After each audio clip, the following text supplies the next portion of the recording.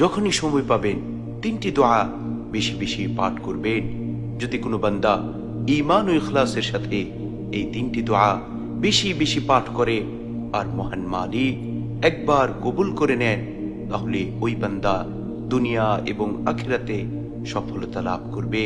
আল্লাহ রব্বুল আলামিন ওই বান্দাকে ক্ষমা করে দিবেন, তাকে রহমত দিয়ে ভরপুর করে দিবেন, তাকে হেদায়াত দান করবেন এবং তার রিজিকের পেরেশানি দূর করে দিবেন।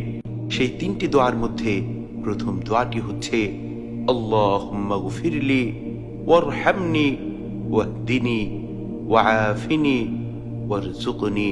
দ্বিতীয় দোয়াটি হচ্ছে যখনই আপনি নামাজ শেষ করবেন সাথে সাথে এই দোয়া পাঠ করবেন। পাশাপাশি যখনই অবসর থাকবেন, যখনই সময় পাবেন বেশি বেশি এই দোয়া পাঠ করবেন। আল্লাহুম্মা আইন্নি আলা যিকরিকা ওয়া শুকরিকা ওয়া হুসনি ইবাদাতিক।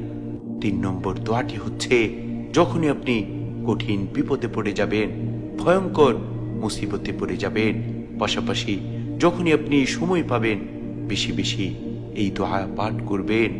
ইয়া হাইয়্যু ইয়া কাইয়্যুম বিরহমাতিকা আস্তাগীথ।